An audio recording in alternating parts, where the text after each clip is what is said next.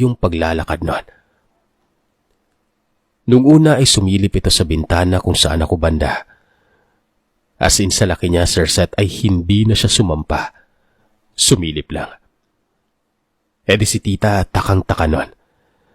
Natulala lamang siya doon sa bintana pero nung bigla na lamang itong tumigil sa tapat ng pintuan at nakita ni titang binuksan niya ang pinto na para bang may sariling pag-iisip. Dito na siya tumayo at pinagkakatok ang mga anak at si tito para sundan siya. Naunang tumakbo si tita. Dala lamang yung pangharang niya sa pintuan. Nang pasukin niya ako, nakita niya ang nilalang na ito na nakatayo lamang sa harap ko habang nakatitig. Hindi na ito tayong aso, kundi tayong tao na. Marahil ay hindi siya makalapit gawa ng hindi ko naman inalis ang rosaryo sa may leeg ko. Sinubukan itong hambalusin ni tita at tinamaan niya ito. Umatras ito at siya namang hatak ni tita sa akin noon. Yun ang parte na ginigising niya ako.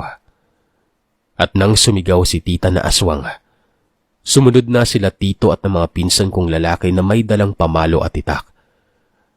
At kitang-kita nila tita at ng kanyang pamangkin kung paano ito tumalon sa may espasyo ng kusina na may lagayan ng mga pinggan at kaldero. Nasira niya yung pader na gawa sa manipis na kawayan doon. Nagpagulong-gulong umano ito at umikot sa gilid ng bahay nila tita na hinabol naman ng mga kaanak niya. Tapos ay tumalon ito sa kanal at mabilis na gumapang hanggang sa makatalon naman sa kabilang parte ng irigasyon. Hindi na po nagdalawang isip sila na paggamot ako. Sinabihan lamang na dapat ay may kasama ako sa bahay at laging nakaitim. Magpausok ng goma sa gabi kahit yung konti lamang na usok. At higit sa lahat, magpatingin umano ako sa doktor na siyang ginawa ko. At ay nga sir, nakabuo ang paglalandi ko sa nobyo ko. Pinanindigan naman niya ako syempre, pero hindi agad pumayag ang mga magulang ko na mag-isang tirahan kami. Inaway pa siya ni tatay at sabi kapag hindi kami nagpakasal agad-agad, hindi daw makikita ng nobyo ko yung magiging anak namin. E di ayon, instant kasal.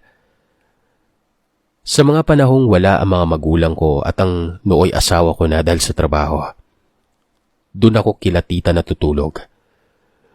Madalas din naming pausukan ang bahay hanggang sa mga anak nga ako ng maayos noon.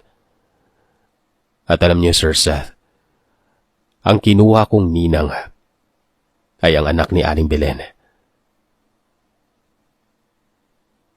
Hanggang dito na lamang Sir Seth, at maraming salamat kung sakaling mabasa mo ang kwentong ito.